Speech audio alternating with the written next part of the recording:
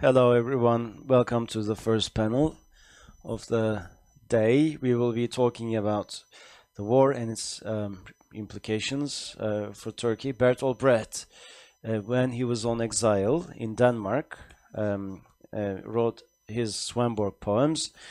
This is between 37 and 39, the darkest time, as he called it. And at that time, he wrote a poem, and he asks a question. The poem is entitled Motto, and this is what he says. At dark times, should one sing? And he responds to this question, and he says, yes, one should sing, but that song should be a song about darkness. And this time of war is the darkest time of the empire, the Ottoman Empire. This is how I see it. This is how people usually describe it in the literature, as far as I can tell. So after the war, there's this explosion of energy, almost like the energy we saw after the announcement of constitutional monarchy in arts. We see this as well. In this panel, we will talk about the war and its implications, the darkest time and its aftermath, about the darkness. This panel will be about that darkness and its aftermath. We have esteemed speakers joining us, and I'm going to introduce them to you in English. Our first speaker is Hilmar Kaiser, an old friend of Hrant Dink Foundation.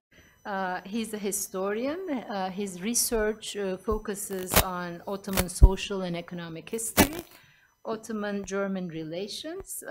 He's the author of many books and articles. I'm just going to mention a few of them. Especially one that we're all very familiar with. He's the author of The Annihilation of Armenians in Diyarbakır, Diyarbakır'da Ermeni Kıyımı, Istanbul Bilgi University Press, an invaluable archival work. He's also the author, in collaboration with Luther and Nancy Eskiciyan, of At the Crossroads of Deir Zor, That Survival and Humanitarian Resistance in Aleppo. He's the co-editor of The End of the Ottomans, The Genocide of 1915, and The Politics of Turkish Nationalism. His paper today is titled Constantinople and Armenian Resistance. Let me also go ahead and introduce Kent Schul, our second speaker, so that we don't have too much interruption in between. Kent Schul is also an historian. He is a professor at the Department of History at State University of New York at Binghamton. And he's also a book series editor for the Edinburgh Studies on the Ottoman Empire, the Edinburgh University Press. His research and teaching interests include the social and cultural history of the Ottoman Empire and modern Middle East, criminal justice, Middle East diaspora studies, Israeli-Palestinian conflict, and forced migration in the Middle East and North Africa region. He's the author of Prisons in the Late Ottoman Empire, Microcosms of Modernity, a 2014 publication. He's the co-editor of Law and Legality in the Ottoman Empire and Republic of Turkey, and among others, he's also the co-editor of Living in the Ottoman Realm, Sultans, Subjects, and Elites. His paper today is entitled Prisons in Occupied Istanbul, 1918-22, Politicized Sites of Civilizational Fitness. Our speakers each have 20 minutes, after which we will have your questions, both online and those of you who are present with us here. So let me turn to Hilmar Kaiser now. The floor is yours, Hilmar, and welcome. Thank you very much. Talking about Armenian resistance in COP Istanbul, Constantinople, is difficult. There are very few works on it. One may mention Raymond Kevorkian's History of the Armenian Genocide, some of my own works, then Armenian memoirs like Shavash Misakian's, Zavnder Gergiarian's, the Patriarch's Memoirs, and Arshavir Shiragian's, one of the chief militants of Nemesis. We have the memoirs of COP police officials like Ali Riza Erge, Mustafa Reshat Mimaoğlu, and Cemil Filmer. These people turn up also in later papers. On the archival side, it is very limited. There are some documents in the British Foreign Office archives, in the US State Department archives, the reports of Ambassador Morgenthau, and then Armenian material has survived. In the Ministry of Interior archives, there is surprisingly little. This is because the files of the Istanbul Directorate for Public Security, that's the one focusing on security in the capital, have not been catalogued or released. We simply don't know where they are. Allegedly, they're still in the archives of the Ministry of Interior in Ankara. So how was security organized in Istanbul? First of all, we have to accept that the borders of Istanbul, administrative borders, were entirely different in security perspective than you might expect. The outer perimeter was Eskişehir. So the first security cordon around Istanbul was Eskişehir, where travelers were intercepted, but also travelers who had a permit to go to Istanbul were searched, body searched. And this was not done by the police or the security forces as such, by Ottoman general staff officers who belonged to the military intelligence. One of them was Ahmet Refik Bey, who in January 1919 wrote a little bit about it. The second cordon was at Haydarpaşa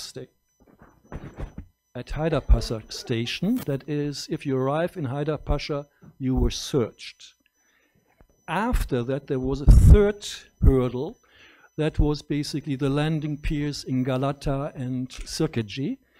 So it was a very tight security by which the COP tried to prevent undesirables and, more importantly, also undesirable information to reach the capital. At the same time, areas like Adapazarı and Izmit were part of the operational field of Constantinople security. So officials of the Istanbul Public Security Department were persecuting, torturing, hunting down and eliminating Armenian oppositional figures in Izmit and also in Adapazarı. In fact, when the numbers of detained and to be processed, in quotation marks, Armenians exceeded the capacity of detention centers in Istanbul, the Armenian quarter in Izmit, which had been emptied, the Armenians had been deported, became a detention and processing centers. We know this from modern other places in modern history very well. So torturing and other aspects were farmed out, but the personnel was the same. In effect, the head of the Istanbul prison was in charge of these operations. The Istanbul security had a political department, the Kismi Siyasi, and this within the Kismi Siyasi, you had the second department, which was responsible for Armenians. The head was Mustafa Reshat Mimaoğlu, who later had the Ziraat Bankası in Kemalist times. Again, these people operated very closely with military intelligence, but they were from a personnel perspective, in 1914, very weak, just 4 people and a few officials. Importantly, we should not think about this as a simple police operation, as repressive as it might have been. It was at the same time also a terrorist organization. Cemil Filmer, we learn later about him, in his memoirs described that this department had 40 hitmen. These were Chetes, COP Chetes from the former Balkan territories, who were sent out every day to liquidate people.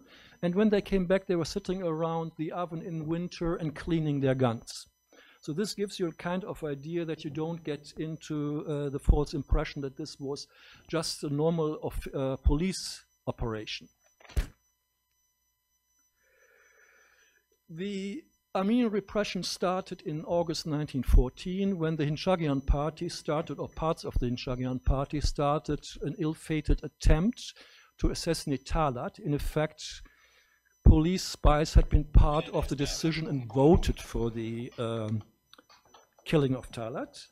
They were apprehended in August 1914 in Gedik Pasha, but this then led to a downward trend for the Armenian political organizations. Later in August, special organization leader Bahattin Shakir basically betrayed the Ottoman plans to the ARF, Armenian Revolutionary Federation, Tashnak Tsotyun in Erzurum, when he asked them to join the Ottoman war effort for basically nothing. He had nothing to offer. They refused.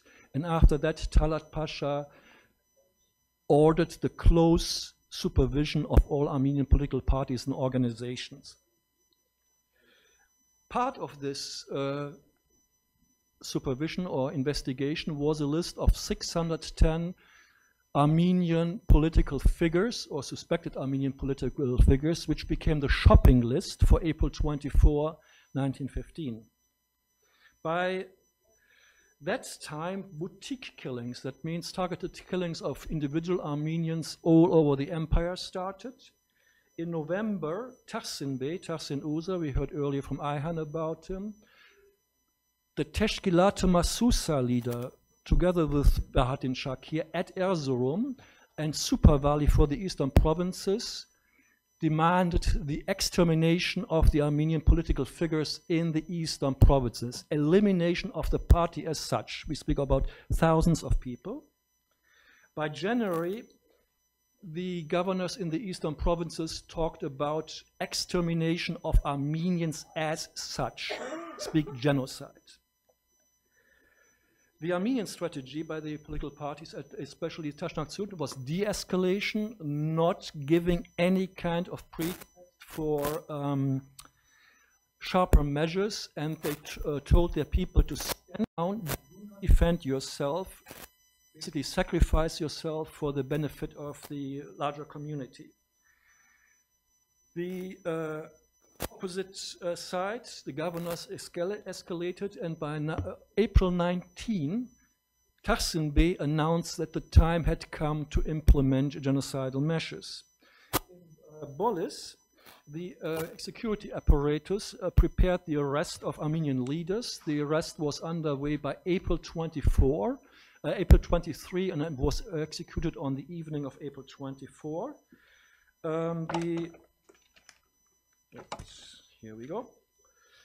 The ARF in Van, this is very important, on the last day before the battle in Van started, the self-defense started, sent out messengers to inform the center in Constantinople that they are now take resort to armed resistance because there was no way out.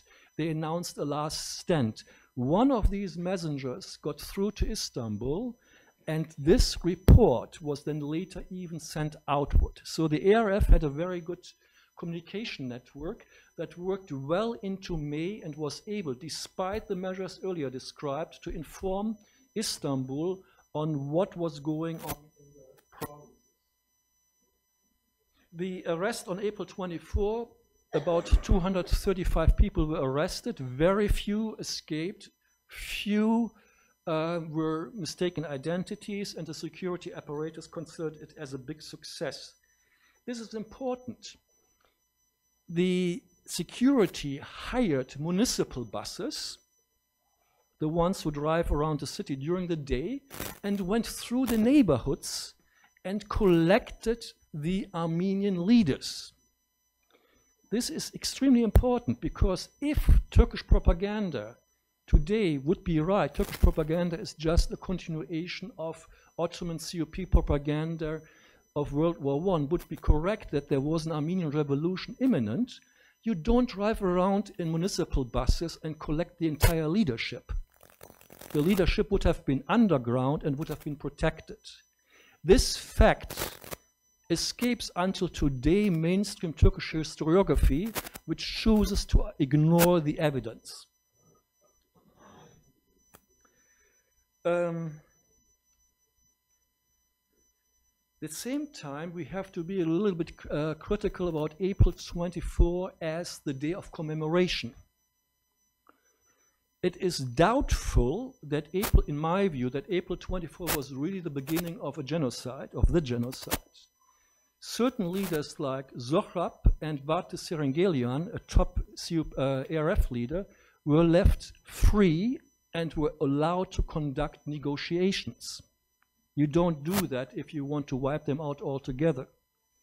This ended on May 21st with the arrest of these two gentlemen and the implementation of the overall deportation of the Armenian population and extermination.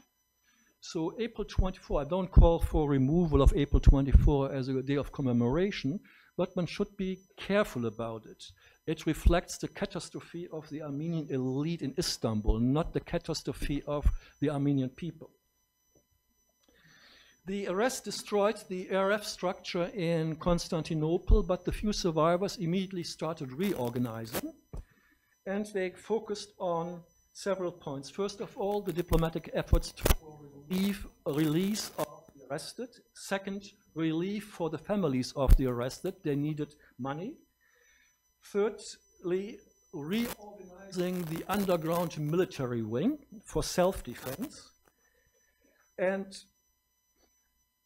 securing papers, that means the party papers from which has not been seized from detection by the security apparatus. The leader of the ARF became Shavash Misakyan. He was just 28 years old. And his followers, or basically collaborators, were mostly teenagers, very young adults, and women. This shows you in how far the Ottoman intelligence had wiped out the political infrastructure of the party. Educational-wise, most of the people were working-class people, some were almost illiterate, some were Robert College graduates. The relief effort was important because it provided a cover for communications and meetings. And initially, they had planned to organize a self-defense in case there would be an attack on the Armenian population itself, but that was given up like anywhere else, almost anywhere else in the Ottoman realm, because they could not prevent the population.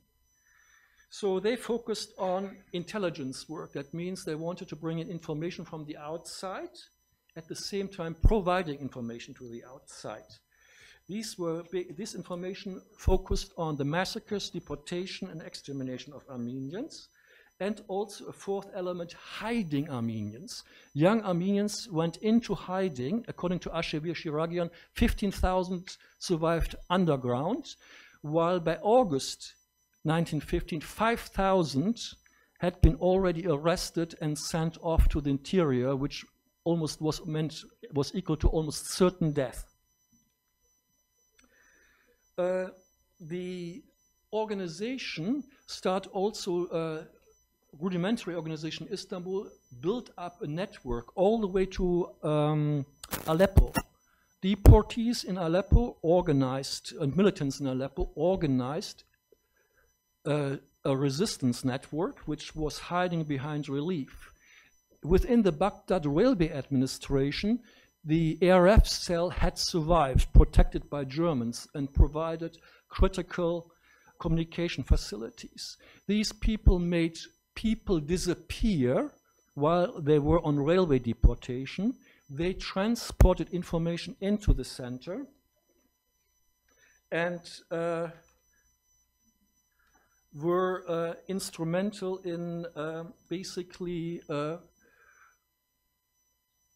organizing the survival of people like Teotik, Grigoris Balakian. So a lot of the intellectuals who survived World War I, or Aram Andonian, of course, were survivors because, oh God, okay, I have to cut it through. So the information they collected was also received by the Patriarchate. Misakyan was in contact with the Patriarchate through Shiragian. This information was sent to the Balkans, to Sofia, where the Balkan Committee of the ARF produced 7 memoranda. These memoranda ended up already by 1916 in the publication of Arnold Toynbee, and also in the publication of 1916, The Death March of the Armenian People by Lepsius. All of that was known to Ottoman intelligence. They just couldn't get their fingers on the right guys. This ended when the Bulgarians members to evacuate to Bulgaria. Shavash Misakyan was apprehended, tortured, and then the whole network unraveled. In the memoirs, everybody is lying. Shavash Misakyan, as an ARF leader, in his memoirs are not a memoir, they are a political document. Certain things are said, certain things are not said, with a political agenda. But he also gave away names, people got arrested, and it becomes very clear how important the women were. Some of the women were, one woman, Yeksapet, was in the position to tell an ARF Fedai what to do with the guns. This is not exactly how women are represented. The most dangerous jobs, like recovering, implicating evidence from somebody who worked for Ottoman intelligence, I did not know that, was taken over by women. And they were arrested, and Shavash Misakyan's fiancée was arrested and did not survive much after the arrest. Still, the Misakyan and his comrades survived. They were arrested, tried and convicted to rather mild sentences. Those who were released were re-arrested by Mustafa Reshad, head of the Qism-e Siyasi, and were earmarked for illegal execution along the way to Bursa. Important is that after the war was over, the people came out of detention and organized the ARF immediately again and organized Nemesis. Shirakian, who had Misakyan, who had been a writer for Azadamat, reorganized Azadamat at Jagadamat, a battle, the Tashnak Tsutyun newspaper in 1919. The offices of Tashnak Tsutyun became the center for the organization of Nemesis, the organization of Avengers, who first killed Armenian traitors, that means the informants and agents of the police department, and then later on people like Talat, Beatin Shakir, Jemal Azmi, main perpetrators of Armenian genocide. Already in early 1919, militants from the Caucasus, like Shah Natali, came to Constantinople for that purpose. Last question, so last points. Was this, what was it? It was a rather successful attempt. Some of the evidence produced by the group is still unique. It was for a long period of time the most important evidence available. It alerted the international public. It was important for fundraising by American Near East Relief, by the US, also in Germany, which enabled donations which made survival of Armenians in the camps in Aleppo and also in Damascus possible. So it had a big impact. It also shows how modern the ARF was. The loss of leaders did not mean the collapse of the organization. It was very modern. Women had much more leeway, as you would expect in traditional Armenian society. And they were able, right at the end of the CUP government, when it fell, to reorganize and swing back into action. They saved 15,000 people at least. And so Armenian resistance in Istanbul was rather successful, given the odds and given the limitations of their resources. And what does it mean for the future? Well, Shavash Misakyan, who was an ARF leader until the end of his life, many of these people who survived played a critical role in the rebuilding of Armenian communities in the diaspora, in part temporarily in Istanbul, but also in the Republic of Armenia. The chief perpetrators who survived the Avengers, most of them made a career in Kemalist Turkey and formulated Ottoman denial and later Turkish denial. People like Ahmet Esad Uras, Mustafa Reşat Mimaoğlu were perpetrators, they were not scholars. Thank you.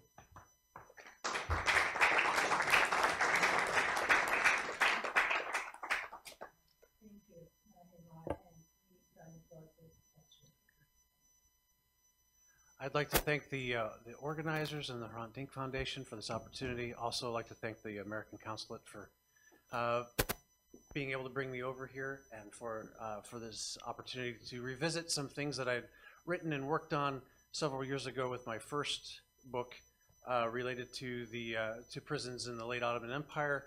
I'd come across a lot of reports during the occupation period by the British in particular in the British archives, but also French reports about prison conditions in the Ottoman Empire. Some of these were in the Ottoman archives, others were in the National Archives in Britain as well. And they paint a very interesting picture.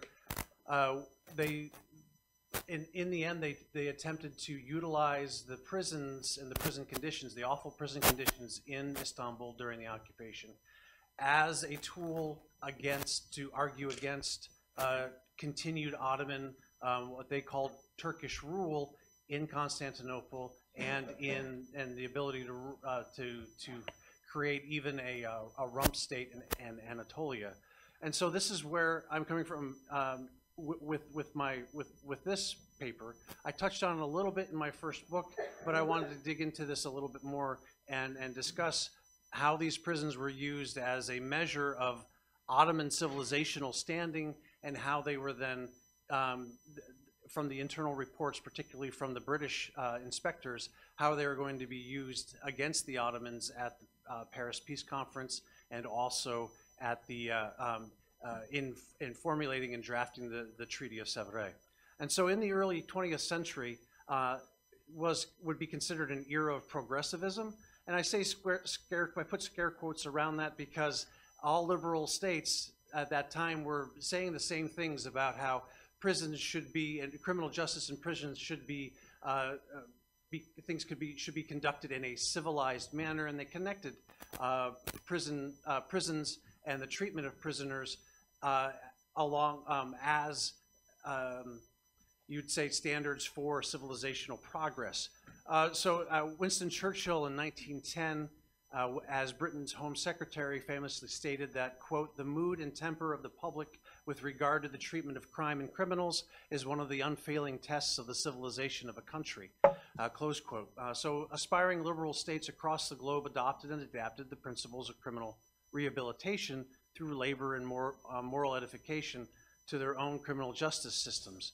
The Ottoman Empire was no different, and as I wrote in my book, and based upon Ottoman archival documents and what was available, they implemented an extensive reform program of their criminal justice system around the empire, attempting to do that, particularly during the Committee of Union and Progress period in the Second Constitutional Period, which is very ironic when we think about the context of which the brutalities and the atrocities took place during that same time period. They were still pushing an aggressive agenda for prison and criminal justice reform, utilizing a lot of German money to do this. It was roughly 1% of the total interior budget was being used for prison reform at this time, across what was remaining of the empire through World War I. And so there seems to be this disconnect between prison reform and actual treatment of various populations within the Ottoman Empire at this time. It's a very interesting juxtaposition that that needs to be investigated even further. So in fact, when announcing the Ottoman Empire's first comprehensive prison reform program in April of 1912, the newly formed CUP Central Prison Administration justified their expansive reform program by claiming these reforms would bring Ottoman prisons in conformity with the, quote, laws of civilization, close quote, Kuvadi Medeniye. In order to create this environment, the Ottoman prison and prisons in conformity with the laws of civilization, as they claimed, each new prison needed extensive overhaul. And I won't go through all the details. It's pretty clear. It's all according to the standards that were generally recognized across the world, but very rarely implemented in any of these so-called liberal states. Prisons in the United States were just as awful in many cases as the prison conditions we found here, or in Britain or in France, and particularly in their colonial empires. And so there seemed to be a massive amount of hypocrisy by the liberal powers around the world, at this time, and the Ottomans were no different, but they did spend a lot of time, a lot of effort in reforming their prisons. And while oftentimes they battled issues of corruption, battles of incompetency, they battled incompetency and battled issues of extensive abuse, overall, in totality, there was an incredible amount of reform that went in and a lot of money spent and a lot of energies incorporated into that.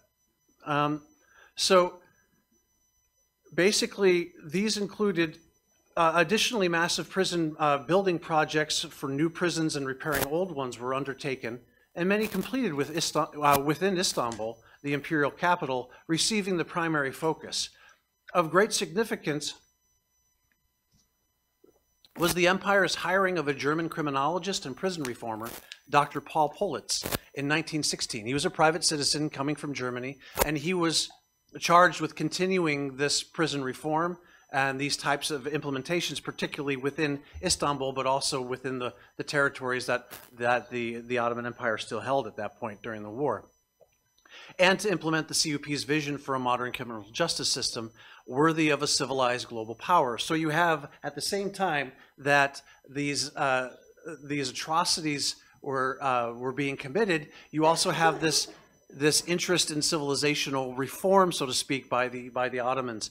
And you know, this shouldn't be surprising when we look at what the British did throughout Africa and India, and what their prison systems were like, and even in their own country, what France did in its colonial empires, what the United States was doing in the South and Latin America, in the southern part of the United States, and particularly and within Latin America. This is the hypocrisy or the juxtaposition between reform and then what we see in reality. That you can separate the idea of progressive prison reform and these liberal ideals with very oppressive race relations, very oppressive brutality throughout the world in these cases. And so when the Entente powers occupied Istanbul in late 1918, however, they found horrible prison conditions and ordered general inspections of all Istanbul prisons to gather evidence for the Paris Peace Conference to argue against Ottoman fitness to rule. According to the Entente inspection reports, the internal correspondence that this paper investigates prison practices and conditions in Istanbul through the eyes of the Entente powers during the occupation, and argues that Istanbul prisons became these sites of politicization and contestation regarding the future of the Ottoman Empire, and particularly its civilizational fitness to rule its empire, especially its capital city. In fact, Entente powers actively sought to exploit Istanbul's prison conditions as a pretext for delegitimating continued Ottoman rule by claiming Turkish venality and cruelty at the Paris Peace Conference and then the drafting of the Treaty of Sèvres in 1920. So shortly after the unconditional surrender of the Ottomans to the Entente powers, ending World War I with the Armistice of Mudros, British officials and then a combined British, French, and Italian delegation conducted a series of inspections of Istanbul prisons in late 1918, early 1919, and then again in 1920. There are 4 striking features of these reports now. First, inspectors paint a dreadful picture of the state of Istanbul prisons that included widespread disease, malnutrition, poor sanitation, rampant prisoner cadre neglect, abuse of prisoners, and corruption. Second, the reports display a deep bias for incarcerated Christians vis-a-vis their Muslim counterparts, their Muslim convicts. The Entente inspectors expressed greater concern for the welfare of the Christian inmates, even though all prisoners suffered similarly to these poor conditions. And the majority of the prisoners in the Istanbul prisons at this time were Muslim. Third, the reports exude a British inspector's absolute contempt for the Turk. Finally, the British inspectors expressed an ulterior motive regarding these reports' potential use. They suggested that the reports be added to a number of other documents in preparation for the Paris Peace Conference and utilized to achieve three of Britain's post-war goals. First, they should be used to justify British calls for the abrogation of Turkish sovereignty in Constantinople. Second, they should be used to argue against allowing Turkish independence in Anatolia. And third, they should be used as propaganda to dampen pro-Ottoman sentiments among Muslims in India. In fact, one British official felt, quote, certain that if the Indian population were instructed systematically as to the real truth concerning the Turk and all his ways, we should hear little more of their sympathy for him, close quote. He even suggested that some judicious propaganda should be distributed in India to achieve this fact, to achieve this aim. And so the first two inspectors to go into the prisons in late 1918 were Commander Heathcote Smith and Lieutenant Palmer, together with Husni Bey, the head of the Ottoman Directorate of Public Security. He had just been installed just a couple of months before that. They conducted the first prison inspectors in early December of 1918. Their report described the horrific scenes that I've already mentioned, right, of prisoner ill treatment, malnourishment, facility degradation, corruption, and woeful sanitary conditions. However, Commander Heathcote Smith did not consider overcrowding to be a problem for some reason at that point in time. He noted that, quote, a considerable number of prisoners were recently released, and for a Turkish prison, it is not unduly crowded, close quote. According to the report, there was no prison uniforms or bedding, prisoners slept on the floor, the prisons lacked discipline, prisoners freely moved about the prison inside and out during the day and spent their time in idleness. At night, however, he goes on to say the guards rounded up the prisoners and made them sleep in their assigned wards. Prisoners claimed that their treatment by prison cadre was deplorable and that they were routinely beaten. They also complained of terrible health and hygiene conditions. Lice and vermin were everywhere because the prison was rarely cleaned and inmates rarely had access to washing facilities.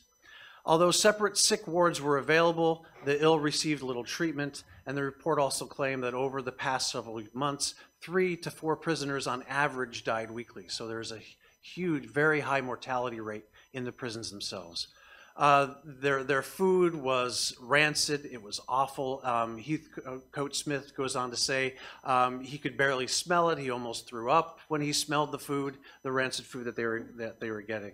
And he said the report describes the prisoners as, quote, merely a mob of half-naked, lousy human beings with shrunken, wasted bodies and ravenous eyes, gradually starving to death, cold and disease brought on by neglect, close quote.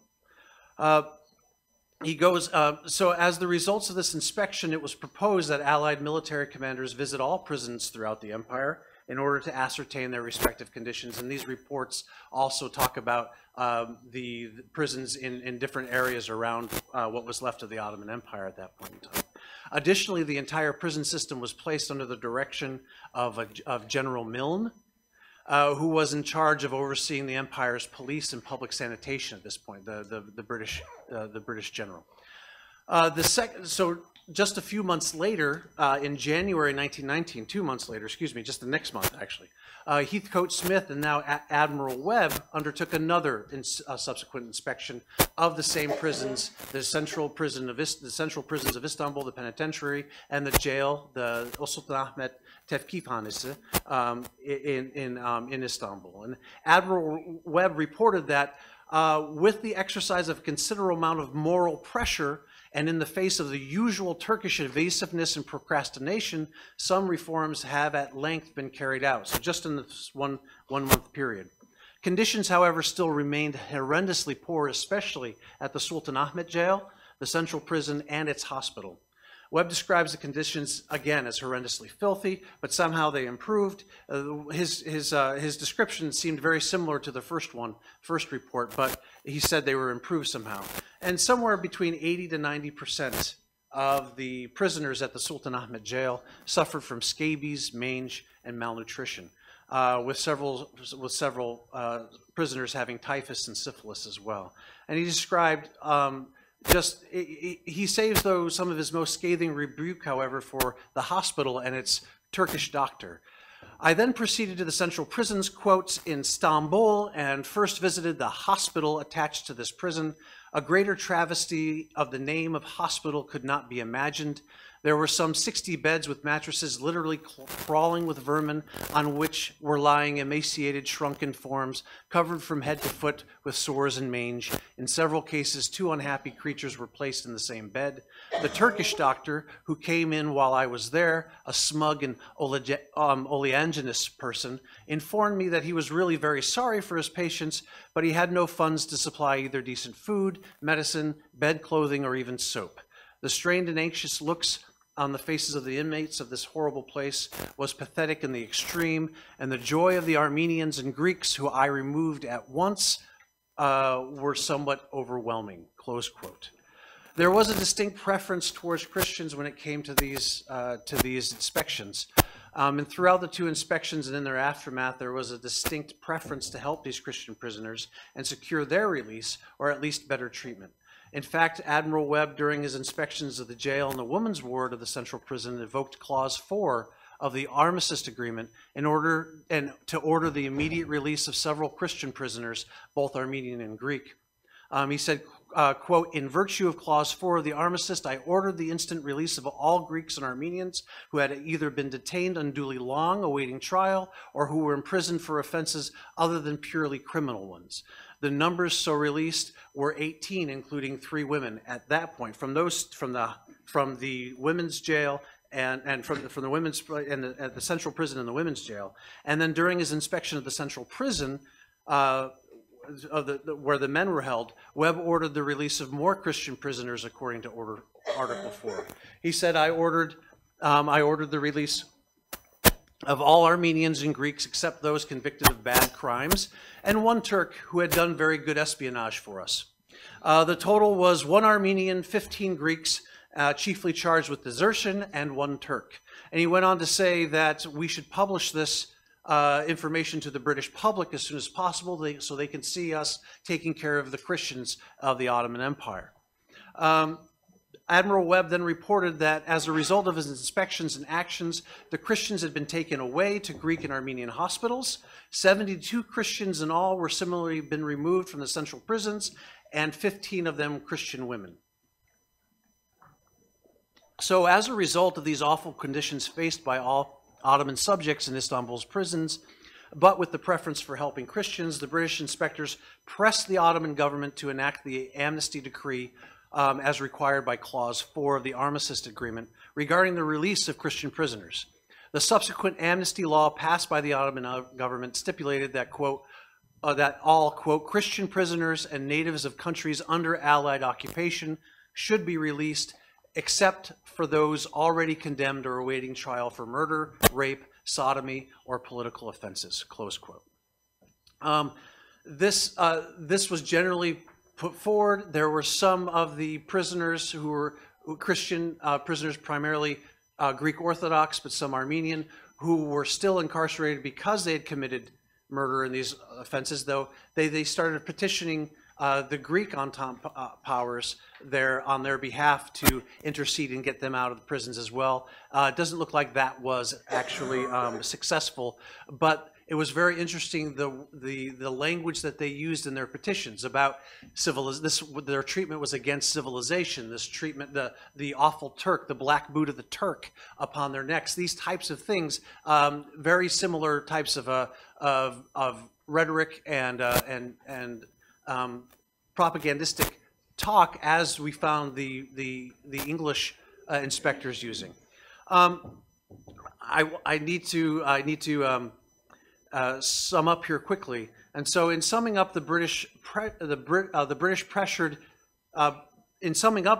pressure placed on the Ottoman government to enact change within its Istanbul prisons, General Mill clearly stated his disdain for Turks and his sympathies for Christians.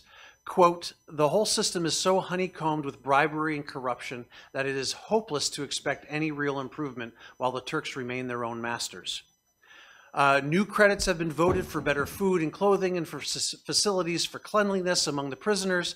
In fact, I have received abundant promises which my staff will do their best to see are put into practice and will, in any case, take care that Christians are not imprisoned again under the appalling conditions described by Admiral Webb, close quote. So as a result of these demands for reform by British prison inspectors, the Ottoman Grand Vizier, Damed Farid Pasha, sent a letter assuring British authorities that all steps were being taken to remedy the awful situation existing in Ottoman prisons. Namely, new prison buildings were under construction that would be opened in the next few months. All prisoners would be transferred to these new prisons. And finally, that the Sultan Ahmet jail would be decommissioned. These things happened, and with new, they were confirmed with new inspections in March and April of 1919 by the Allied powers. But they continued to talk about how awful the Turks were, how difficult it was to get them to do anything. They couldn't be trusted, and this type of language continued on. And so, according to the Entente powers stationed in Constantinople, the woeful conditions of Ottoman prisons had been ameliorated by their actions and no longer necessitated their intense attention, but should be routinely supervised so the awful conditions of the past would not return. As stated above, the Allied powers thought that these conditions would further vindicate that the Turks were uncivilized and unfit to govern themselves. So in the end, the Entente powers officials effectively utilized their authority and access to instrumentalize Istanbul's prison conditions as part of the broader argument against Turkish civilizational fitness to rule over Istanbul and much of Anatolia, as witnessed by the Treaty of Sèvres that was put out. But obviously, that was not implemented. As a result of this, with the Turkish War of Independence, what happened afterwards. But it's quite distinct what the goal of these prison inspections were. And it was primarily focused on ameliorating Christian suffering at the expense of what else was there.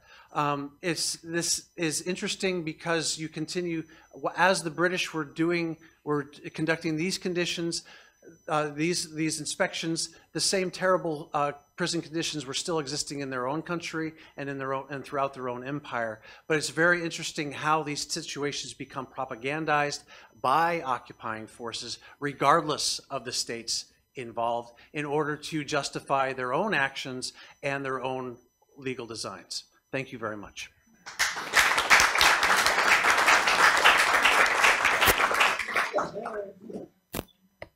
Teşekkür ediyoruz her iki konuşmacımıza da. We would like to thank both speakers. I have some questions as the moderator, but I would like to give the priority to our audience. If you have questions, we will now receive your questions for our panel. I cannot see any questions posed by our audience joining via Zoom. Thank you so much for the panel and the organization by the Hrant Dink Foundation. I'm very happy to be a part of it as a listener. So to get to the point, my question is to Ken Scholl. So sorry, you were just done. But so the Sultanahmet jail, what was the proportion of the prisoners, Muslim and Christian? And also, were there any Jewish prisoners? And the second part of the question is, during the occupation, did the Allied powers decide who went to prison in Istanbul, basically? And if someone betrayed the Sultan somehow, would they be sent to the Sultanahmet jail, or what would happen to them? Right. So the Sultanahmet jail, the Tefkikhane, was just a jail for holding prisoners awaiting trial. The central prison, the penitentiary, was where convicted prisoners generally were held. That's how the general process went, but things were to get mixed up quite a bit. So according to the first inspections, there were roughly 150 prisoners in the Sultanahmet jail awaiting trial, approximately 150, with about 2/3 of them Muslim and 1/3 Christian. They don't make any mention of Jews in there at that point in time, although we know from prison surveys in 1912, 1914, 1916, that there were Jews, Musevi, as they were labeled as identification in the prison surveys, that there were Jews in the prisons, but the Allied powers make no mention of that whatsoever. Undoubtedly they were, but the Allied powers make no mention of it. They were strictly interested primarily in the care of of Christians and that one Turk who was a spy. So basically, if that answers your question. Oh, and then basically, generally speaking, in the administration, the Ottomans were made to be responsible for Muslims in general in the administration of the city, whereas for Christians in the city, generally speaking, the Allied powers would be in charge of that. But there's been great work done on this by other scholars that I will defer to. If I have made some mistakes, then I will gladly correct myself in that. Evet, başka soru? Are there any questions from our audience? Talks. Actually, my question is, yes, to you, Mr. Schul.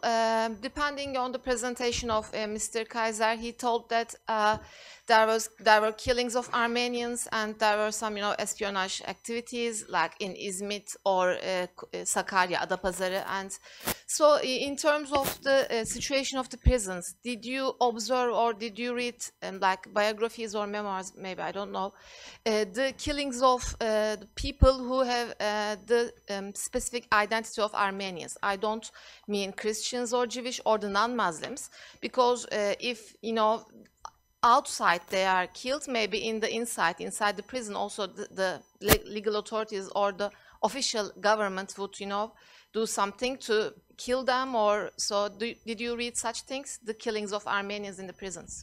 So what I read in the prison inspections that the Ottomans undertook in the various surveys throughout the constitutional period. Sorry, I thought I had turned it on.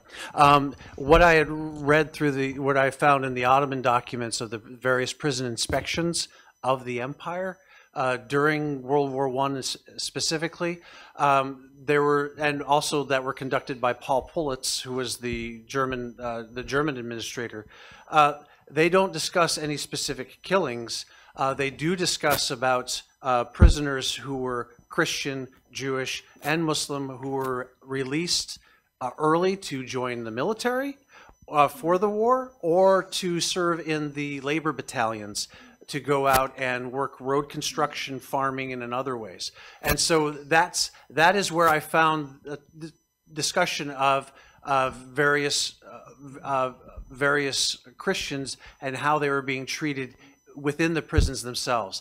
I did not come across any specific assassinations that were discussed about in the prisons themselves, but I did come across this idea of them being taken out and sent to labor battalions, which we know in some cases then those persons were subject to deportation. You do see reports of people fleeing the prisons, a lot of escapes, and those cut across various various identities within the prisons themselves. The notion that's often discussed within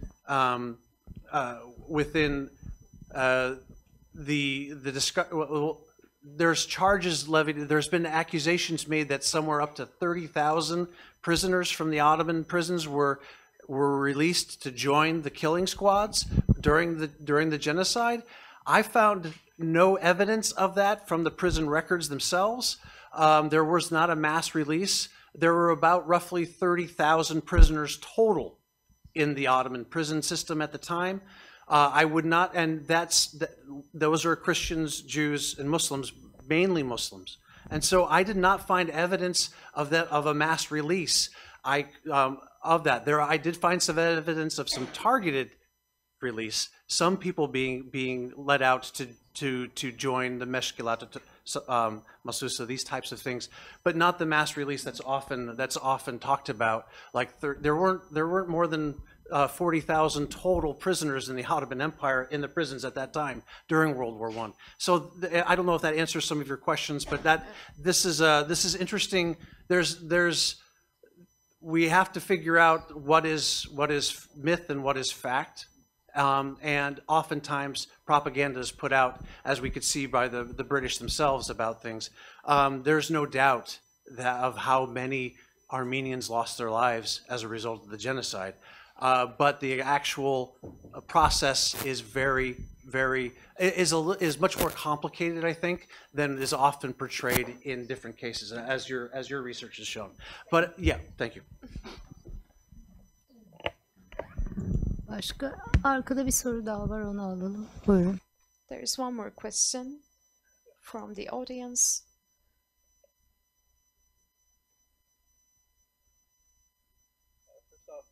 Is that working? First off, thank you both very much for the fascinating presentations. I was wondering if you could address, if you have any ideas of how local ideas of political economy factored into these projects of criminalization or securitization. And specifically what I mean by that is during the late Ottoman Empire, and especially the early Republican period, ideas of national economy or milli iktisads gained in popularity, and there was an increased program to appropriate the wealth of minorities and transfer it to a new Muslim Turkish bourgeois. So does this idea of milli iktisad impact the sort of histories either of you are describing?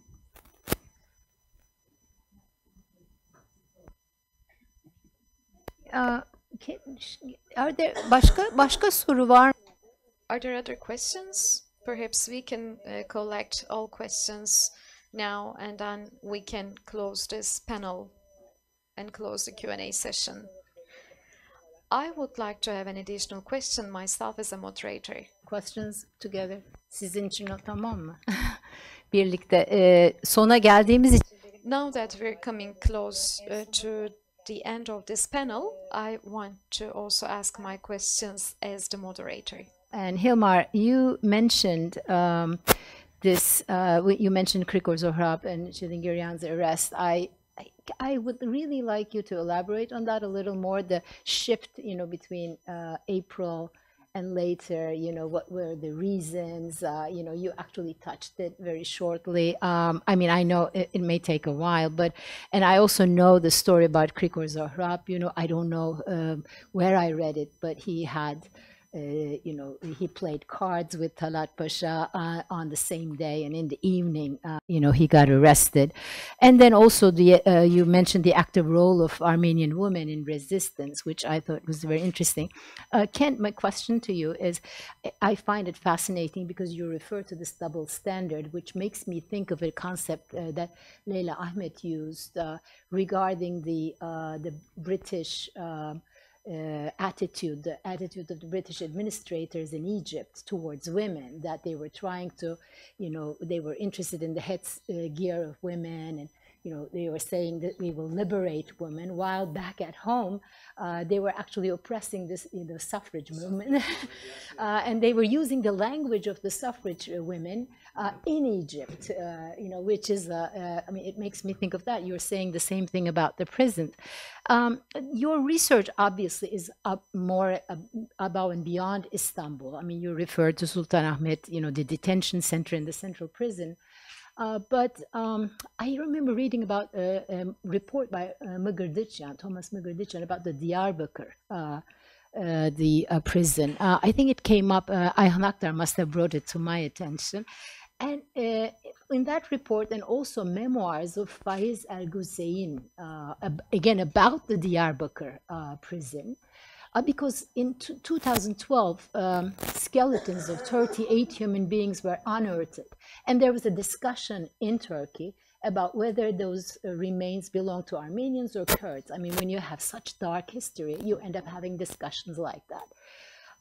And yes. So that's how I ended up actually reading these reports. And there was description, especially in the memoirs of Faiz Al-Guseyn, who was a government administrator and ended up in prison because he was accused of being an Arab nationalist, I think. In his memoirs, he really describes grotesque forms of torture. So, I mean, you talk mostly about the conditions, but what about torture? So that's what I wanted to ask. So that question first. And okay. Starting with Diyarbakir, I mean, we have documents from Diyarbakir about the release of people for Cheta operations. These documents don't run through the prison chain of command, but they come directly from Talat, and they're preserved in the Dahiliye Shifre collection and other collections in the Ottoman archives. The question of national economy and so-called abandoned Armenian property is I discussed in the context of your question. I think the turning point was the 21st of May. The arrest of Kriko, about that week, that was when Kriko Zohab was arrested, Vatke Sulingerian was arrested. It was also the time when Shukri Bey, Shukri Kaya, basically had finished the draft of the Talimatname, the manual for abandoned property. It was also when far-reaching deportation orders, extension of deportation orders of Armenian communities were sent out. And then the Entente, May 24, basically published its announcement that they would hold the people, the government members personally responsible, and then practically overnight these people quickly put together something like a law, like legal procedures to give it a kind of dress. That not much had been planned before is evident. For example, Tahsin Uzer, again, the man who was instrumental in pushing the red button, who was a Teshkilat Masusa leader, top in the CUP, he had in Erzurum no directives of what to do with the Armenian property when the merchants and the community leaders were deported. So the idea of a blueprint, how to implement the Armenian genocide, you just pull it out of the drawer and then you go through the motions, is wrong. We can really see that it was a process developing, and in part also learning by doing. So to come to the Deir Zor massacres in 1916, there were several decisions for massacre.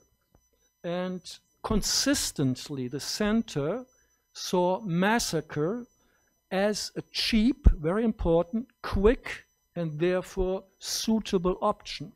So it is not that they ran one traffic light on April 24, they ran each red traffic light. It was not an accident, it was an ideology, and it was a sustained policy. So Milli Iktisad, that was basically, you have to see, Ziya Gökalp talks about Milli Iktisad, and he presents himself as a philosopher. But Ziya Gökalp, already before the war, had been robbing Armenians in Diyarbakir with the Perinçizades, and all this discourse in the press and the so-called debates have to be matched with what is actually going on. You cannot discuss debates about Milli Iktisad in the Ottoman publications without taking note of what was happening the same day on the ground. This was an ideology produced for policy which was already going on. So the question is, it's a dialectic situation. It was not that you have Milli Iktisad and then we do this. It was basically, it was completely merged. Writing about Milli Iktisad and at the same time doing something. Again, Milli Iktisad is a nice dress you put over something very awful. Maybe one last thing about women. I mean, we have to see that Armenian women, be it in the defense of Van, which covered the whole Van area, in the defense of Sassoon on Mount Adong, in the defense of Ufa, in the relief effort in Aleppo, in Kayseri and so on, the role of Armenian women. During the deportations, there were hardly any men left. They had been killed already. It was women who took over roles they were never expected to by patriarchal Armenian society. They did things which were unacceptable, prostituting themselves in order to save the children. So this was a time where Armenian women, possibly for the first time in Armenian history, and certainly not after that, played a role in the survival of the Armenian community as such, not their own survival, that was unprecedented and has not been reflected. Only recently there have been some changes after the war, It was written out of Armenian genocide history for at least 50 to 60 years, and for the last 15, 20 years there has been a change. So one has to be critical about genocide studies, but all aside with criticism of Turkish nationalist narratives. So quickly, with the Milli Iktisat, that played a role in Ottoman prison reform as well, in the terms of creating factories or at least workshops within prisons in major metropolitan centers. Edirne, Istanbul, obviously, Izmir, Izmit, Beirut, Damascus, these places of building these types of prison shops, workshops. Those weren't widespread. They were only in the major metropolitan areas. But again, at least the window dressing, the propaganda behind that was to actually build the local industries and support the economy. Prisoners provide cheap labor. Part of the United States, Britain, other places have found the same way. Cheap labor to be able to then actually undermine the local businesses from doing their work and the local labor market. That seems to be the result oftentimes when it comes to employing prisoners for industrial development. So that happened in prisons as well. That's how it connected in with the prisons, at least in that regard. Regarding about torture, now there's been lots of work done about how the Ottomans outlawed it. Got rid of Pranga, got rid, put in the Constitution and other things where torture was supposed to be outlawed. There was still lots of prisoner abuse and torture going on within the prisons. I wrote about this in the book. CNOP was notorious for it, but you had prisoners petitioning the Central Prison Administration, and investigations opened up into these allegations coming from there. So there was some call and response, and there were several prison wardens who were excused from their duties, prison cadre who were fired, but it was still rampant. It was still a problem of prisoner abuse within the prisons as well, all the way through. There were high mortality rates in Ottoman prisons. And so I don't know specifically about Diyarbakir itself, but oftentimes prisoners were buried there on site who died. Those could be as a result of massacre. Those could be the result of prisoners dying and being buried on the place. I mean, I don't know the details, but it could be those possible things. So it's interesting. They very well could be Kurdish and Armenian. When did they die and when they were buried at that prison site is another question. All sorts of terrible conditions, as were outlined, were there not just in Istanbul but in prisons around the empire. Bir tane online. We have one online question to sort of bolster online participation. Let's share this question with our participants. Dear Baki Tezcan, and here's the question. Geçmiş olsun Baki. Geçmiş olsun. Okay. And he says, did you come across any reports on women's prisons, if any? And also, are there any reports on the prisoners that were run by the nationalists in Anatolia? So if we could answer that in 2 minutes, is that possible? Okay. It is, yes. There are lots of reports on women's prisons. There's good work being done, a dissertation that was recently published and related to that out of Hamburg? I'm sorry, my brain is a little jet lagged still. I'm still trying to remember some things. Yes, the reports from the Republican period those weren't going to the Central Prison Administration anymore in Istanbul. I basically stopped my intense research going up into the occupation period. I have not seen those, but undoubtedly there would be. Yes, there are, and there are lots of reports on women's prisons and conditions for women prisoners being held in various states, whether it was in the imam's house, in a local konak, or in a separated area within the prisons themselves, like in the central Istanbul prisons. You had a women's section in there as well. And Lerna Ekmekcioglu is actually doing some very interesting work right now on on our Armenian political prisoner in Istanbul jails during 1920. So, just to add one detail, the expropriation of Armenians, and especially church property, led to a conversion of a lot of Armenian churches, large buildings, into prisons. But I mean, it's just the one detail, but it's also well known. Evet, çok teşekkür ediyoruz her iki konuşmacımıza. We'd like to thank both our speakers and thank you very much for your participation as well.